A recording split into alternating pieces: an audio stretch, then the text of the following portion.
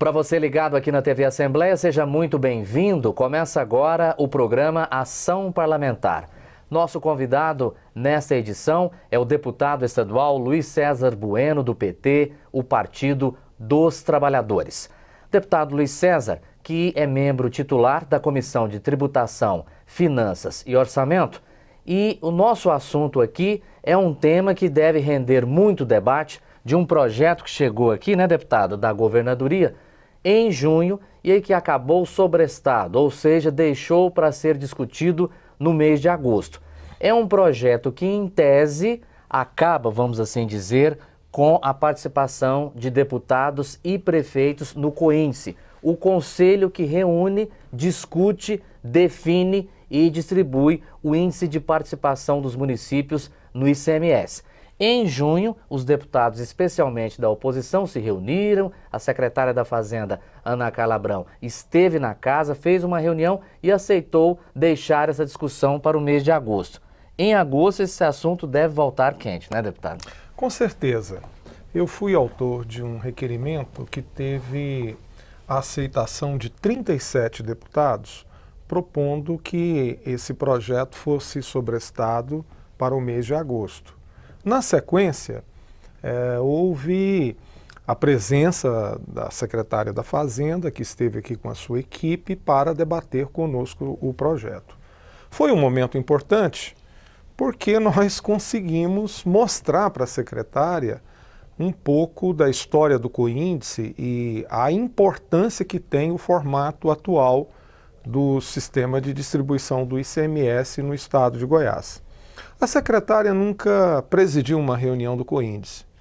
Ela nunca teve assim uma participação mais efetiva no processo e nas contradições que envolvam os municípios. Mas ela é uma pessoa experiente, tem um bom senso e fez um bom debate com os deputados. É importante resgatar um pouco a história do COINSE. O modelo goiano é um dos mais avançados do Brasil. Nós não assim? Consideramos que, porque Goiás e Tocantins têm o mesmo modelo, tem que mudar para ser igual de São Paulo, do Rio de Janeiro. Nosso modelo era igual de São Paulo. E o que acontecia? Uma guerra de liminares. Quero falar aqui da distribuição dos royalties do petróleo, do ICMS de energia elétrica e dos insumos agrícolas. Tinha município que acordava com uma liminar e quando era 6 horas da tarde chegava outra liminar. 2 dias depois chegava uma terceira liminar revogando as 2 anteriores no mesmo processo. Ou seja, nós vivíamos em Goiás uma guerra de liminares. Nesse sentido, ali por volta de 94, 95, houve um acordo entre o Tribunal de Justiça, a Assembleia Legislativa, o conjunto dos prefeitos, para que criasse um conselho administrativo composto por prefeitos, por deputados e por representantes do Executivo e que tentasse, na esfera administrativa, resolver essas pendências. Debater todos os problemas, fazer o debate lá e não ficar entulhando o judiciário como era antigamente. Com 3 prefeitos e 3 deputados estaduais. E 3 representantes da Secretaria da Fazenda, 3 técnicos. Foi um modelo perfeito, porque a partir de aí os prefeitos tiveram uma voz, tiveram um palco, eles tiveram uma mesa para sentar e colocar os seus problemas. E olha como o COINSE funcionou. Vários problemas foram resolvidos, muitas injustiças foram corrigidas, principalmente em relação aos municípios muito pobres, aos municípios menores. Porque o processo de distribuição do ICMS, ele envolve o território, a atividade econômica, o critério populacional e uma parte dele são critérios estabelecidos pelo COINSE, que agora tem o ICMS ecológico. Então é colocar os critérios técnicos. A Secretaria da Fazenda, ela já controla 75% do ICMS, que é a parte do Estado. Agora, ela querer controlar, distribuir, sem a presença dos prefeitos, os outros 25%, aí é de um totalitarismo jamais visto. Daí o presidente da casa agiu com sabedoria, os 37 deputados agiu com sabedoria, e nós aguardamos que os prefeitos que não participaram desse debate, que venha para a Assembleia nas audiências públicas que terão para fazer o debate para defender os próprios municípios. Então é um momento importante, conforme você muito bem disse, a discussão desse projeto a partir de agosto. E os deputados já se posicionaram e exigiram que querem continuar tendo seus representantes, ou seja, os representantes da casa no Coíndice. Talvez tenha alguns prefeitos que nem estejam sabendo do que está acontecendo. Não estão sabendo, ficaram indignados. Talvez houve uma decisão precipitada do presidente da GM, assim, de uma forma muito rápida, já falando em nome dos prefeitos, posicionar favoravelmente ao projeto, mas que teve uma reação muito forte do conjunto dos prefeitos. Então, nesse sentido, a gente acha que nós temos que ampliar o Coíndice, estabelecer critérios que beneficiem o bom prefeito, estabelecer critérios que melhorem a qualidade de vida das cidades na formulação do índice. Nós temos, por exemplo, a região nordeste do estado. É chamado corredor da miséria, aí agora fala que é o corredor de esperança, mas concretamente, quando você pega os índices daquele quantitativo expressivo de municípios da região nordeste, nós percebemos que não há desenvolvimento econômico, não há desenvolvimento social. O Coíndice, ele pode intervir nesse sentido. Pode e deve, né? A Assembleia Legislativa pode intervir. Aqui na Assembleia, por exemplo, nós aprovamos um fundo de desenvolvimento da região do Nordeste goiano. O Coíndice não chegou a se posicionar em relação a isso, mas é ali que deveria se posicionar em destinar alguns recursos específicos para eliminar a pobreza de alguns municípios. Então, eu entendo que a participação dos prefeitos, dos deputados e até mais quiçá abrir para alguns representantes da sociedade, isso fortalece, né, a democratização dos recursos que são recursos do próprio povo, de repente população. Até representante, deputado, de um dos vereadores, né? Sim. Um representante dos mais diversos vereadores aí. Sim, da sociedade civil organizada, da OAB, do conjunto que representa aí o segmento das entidades democráticas, enfim, é um fórum avançado e moderno. Eu não concordo com essa visão que nós temos que ser modelo de São Paulo. Nós éramos igual São Paulo e evoluímos. Então, se alguém deve seguir o exemplo, são outros estados que poderão seguir o nosso exemplo. Nós fomos pioneiros no processo de democratizar a participação do Coíndice. Agora, ficar do jeito que foi proposto, ele vai virar um fórum fechado, político, onde o prefeito não vai ter condição de reclamar, e nós não conseguiremos avançar de forma alguma. Agora, é importante ressaltar que a secretária foi positiva quando ela desafiou a Assembleia a aceitar, então, a eles fazer a área técnica e a Assembleia aprovar o índice final. Aí já muda totalmente o critério, porque a Assembleia poderá, através do seu regimento interno, até mesmo pela Comissão de Finanças, estabelecer um amplo processo de discussão com a sociedade e com os prefeitos para avaliar a planilha técnica que o Coíndice deverá encaminhar para a Assembleia. Na opinião da secretária, a Assembleia faria a aprovação final, o que deixou praticamente todos os deputados muito satisfeitos com essa proposta. Deputado, vamos continuar esse debate daqui a pouquinho, logo depois do intervalo aqui na TV Assembleia. Continue com a gente.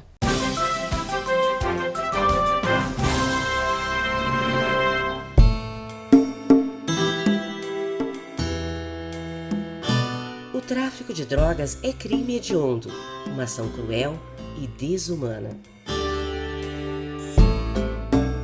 A droga ilícita causa danos ao usuário e à sociedade, estimula o narcotráfico e gera novos crimes.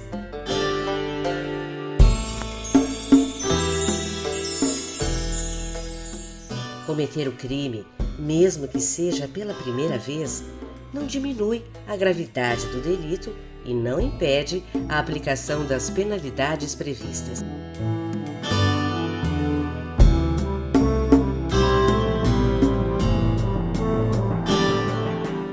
tráfico de drogas é crime hediondo, sim. Superior Tribunal de Justiça, o Tribunal da Cidadania.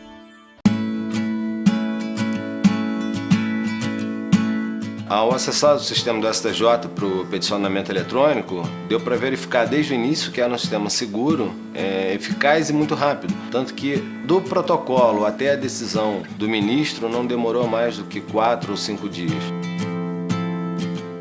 Os softwares estão todos disponíveis na própria página do tribunal, são softwares que não são pagos, então baixando os programas e a adoção do certificado digital podemos fazer a petição com muita brevidade e economia.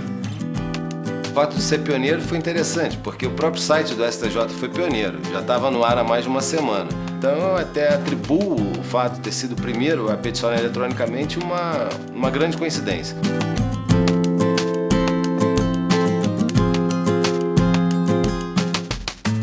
Virtualização de processos, porque ter acesso fácil e rápido à justiça é um direito seu.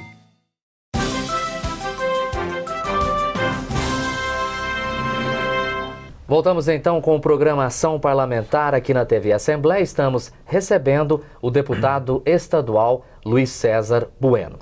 O nosso tema hoje é a questão do coíndice, que deve voltar à discussão em agosto, logo após a volta do recesso parlamentar aqui na casa. A Secretaria da Fazenda chegou a alegar que, como o senhor bem disse no bloco anterior, de que esses índices são muito técnicos e que os próprios técnicos da Secretaria poderiam fazê-los, levantá-los e que caberia à Assembleia Legislativa mais a discussão política. Agora, é questão de ajuste aí também, né? Não é discussão política, porque pela Constituição Federal e pela Constituição do Estado, nós não temos que fazer análise política sobre quem vai ter 1% a mais ou 1% a menos. O critério é eminentemente técnico.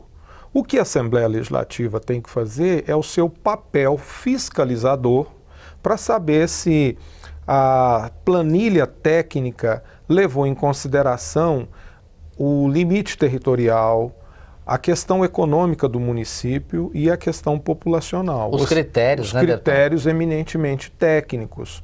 E isso nós sabemos que um contador hábil, um auditor hábil, às vezes ele consegue elaborar 1, 2, 3 pareceres e todos tecnicamente perfeitos. Então cabe a nós debruçar sobre esses pareceres e saber qual que aplica-se com verdade jurídica, técnica sobre os índices daquele município. Agora, recentemente mesmo, nós tivemos uma ação judicial contra o município de Tumbiara. O município de Tumbiara retroagiu à Constituição Federal a 1972, 1973, 1974, cobrando créditos que já foram caducados sobre o transporte de cargas sobre o Rio Paranaíba, sobre a ponte do Rio Paranaíba. E, pasmem, levou 32 milhões de reais de todos os municípios. Foi necessário uma ação do Coíndice junto à Justiça para que esses 32 milhões fossem repassados novamente aos municípios. Porque hoje a legislação ela vale da Constituição de 88 para frente. Nós não podemos retroagir a 1988, inclusive numa época que não existia nem o ICMS ainda. Então, é necessário nesse processo você ter um grupo de pessoas que tenha a sensatez de entender que o bolo é para ser dividido para todos os municípios. Dos 100% do ICMS, 75% são direcionados ao Estado e os outros 25% direcionados aos 246 municípios goianos. Essa é a forma e assim nós devemos aplicar. Deputado Luiz César Bueno, gostaria que o senhor comentasse também uma questão que, não sei se o senhor concorda, eu considero até histórica, que a Assembleia Legislativa conseguiu agora a aprovação do seu 12º. Sempre as despesas eram pagas pelo Executivo, ponto final. E agora, como se não todas as câmaras municipais, mas a sua maioria, tem o 12º, ou seja, todo mês um dinheiro destinado do Executivo vai para a Casa Legislativa, vai para o Parlamento. Se por um acaso houver até sobras, há casos até de devolução. O senhor considera, assim, é um marco histórico para a Casa? É um marco histórico constitucional. Veja bem, o atraso que nós estávamos, nós não conseguíamos aplicar a Constituição do Estado e a Constituição Federal na Assembleia Legislativa do Estado de Goiás. Tamanha era a submissão. Aí o presidente Hélio tem tido uma postura de construção da governabilidade do governo atual, mas também de defesa intransigente das prerrogativas do poder legislativo. Nós precisamos ter o equilíbrio entre os poderes. O executivo executa as leis, o legislativo elabora as leis, fiscaliza o poder executivo, o judiciário faz o julgamento das leis. Então, esse equilíbrio é que garante o funcionamento do Estado democrático de direito. Agora, um desses poderes, que era o caso do poder legislativo, especificamente da Assembleia Legislativa, o que acontecia? As suas despesas eram custeadas pelo poder executivo. Se você precisava comprar uma câmara, uma cadeira, tinha que pedir autorização da Cefaz. Isso é uma submissão muito grande. Nas outras casas legislativas do Brasil, cumpre-se a Constituição, ou seja, o Poder Legislativo tem 3% do orçamento do Estado, e se tem mais de um Tribunal de Contas, aumenta 0,5%, como é o nosso caso, totalizando 3,05% para o funcionamento do Tribunal de Contas, dos Tribunais de Contas e da Assembleia Legislativa. E cabe a essas esferas de fiscalização e de elaboração de leis, no caso, o Poder Legislativo, com as suas casas auxiliares, que são os tribunais de contas, distribuir esses 3,5%. Aí sim, tem-se autonomia do poder em fiscalizar o poder executivo e elaborar as leis que chegam do poder executivo, inclusive emendá-las, como é o caso da LDO, como é o caso da LOA, a Lei Orçamentária Anual, e como é o caso dos outros projetos que tramitam aqui na Casa.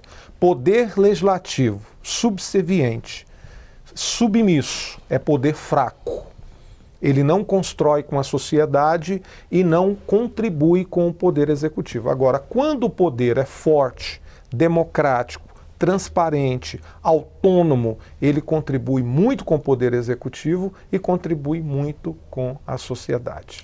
Para encerrarmos, o senhor está no 4º mandato de deputado estadual e eu pergunto, essa legislatura tem sido diferente das outras? É uma legislatura que tem propiciado bons debates. É uma legislatura que, diferentemente da anterior, tem questionado de uma forma mais precisa os projetos que estão em tramitação. E é uma legislatura que vem aí sobre o cumprimento da Lei de Responsabilidade Fiscal, agora recentemente sobre a Lei da Transparência. Então é uma legislação que tem que mostrar para a sociedade o que faz, inclusive no funcionamento e nas estruturas da casa. Então isso faz com que o poder ele seja mais transparente e ele seja mais dedicado ao conjunto da população. Ok, aqui nos estúdios da TV Assembleia estivemos então com o deputado estadual Luiz César Bueno, do PT. Deputado, muito obrigado. Satisfação, muito falar com todos vocês. Parabéns pelo programa. Muito obrigado pela participação. Muito obrigado, Murilo. Você pode continuar nos acompanhando no canal 8 da NET e também no site da Assembleia Legislativa, al.go.leg.br/mídia/TV. Muito obrigado por sua audiência e um grande abraço.